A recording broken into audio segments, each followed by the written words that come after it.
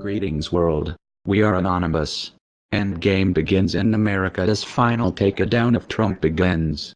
The militarization of relations between the Federation and the United States is now complete as the Ministry of Defense prepares to take over all U.S. embassy functions after Ambassador Sergei Kislyak was recalled to Moscow, with both being in reaction to the frightening Endgame now taking place in Washington, D.C., whose goal is the immediate ouster from office of President Donald Trump, and that new polling shows the propagandized American people are now in favor of two.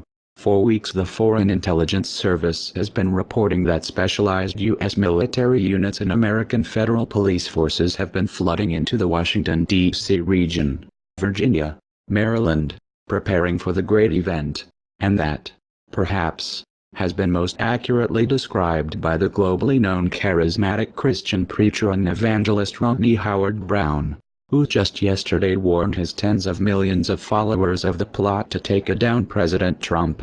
Pastor Howard-Browne is the head of the Revival Ministries International Evangelical Church based in the U.S., whose members number more than 12 million, and who, on the 11th of July, was one of the numerous American Christian leaders who laid hands on President Trump in the White House Oval Office, invoking God to protect their nation's new leader. Following that meeting with President Trump, Pastor Howard-Browne, yesterday, revealed to his global congregation that he had spent 3 hours, from 9:30 in the evening until 12:30 a.m., with a senior-ranking member of the U.S. Congress, and whose conversation he described as, he said, "There is a plot on Capitol Hill to take the president out." I said, "You mean by impeachment or by indictment?" He said, "No.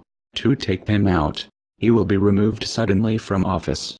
Pastor Howard-Browne further revealed that this senior U.S. congressman had been in office since 1996 and had, also, warned him there's nothing we can do to stop it, and whose plot to do so was being planned by the deep state that has been trying to destroy President Trump since the very day he won the presidency.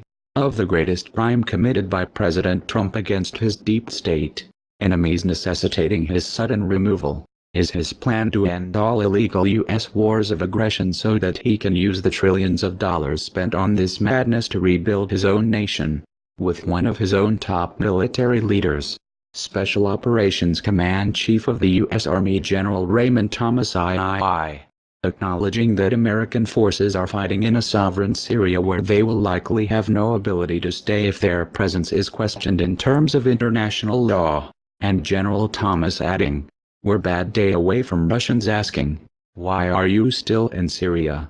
President Trump's deep state enemies are just days away from passing a new law that will effectively, and for the first time in American history, remove him from having to power over his own military and foreign policy, and that even the European Union is now warning the Americans that it will retaliate within days, if this law takes effect, with many global military, intelligence and economic experts now all essentially agreeing that the U.S. is coming apart at the seams.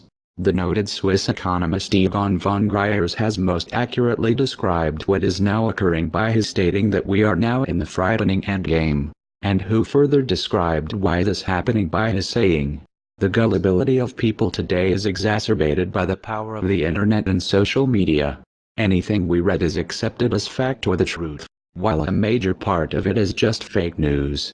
This is of course nothing new as it has been used by governments for centuries." Goebbels, the Nazi propaganda minister, who was an expert at manipulating the German people, said, "If you tell a big lie often enough and keep repeating it, people will eventually believe it."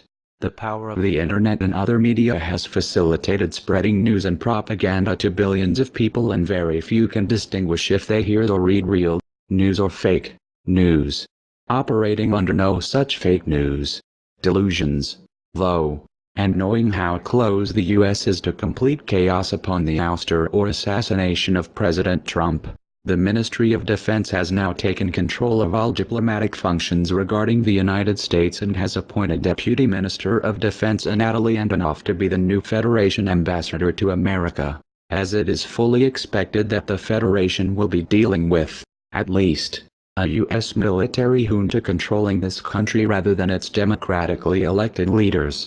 To President Trump's only pathway to survival is if he can rally tens of millions of armed American citizens to his defense when this overthrow takes place, as President Recep Erdogan had done during the Obama-CIA 2016 coup d'etat attempt to remove him from power, and that Trump early predicted just a year ago, in July 2016, when he critically tweeted, "Looks like a military coup is underway in Turkey.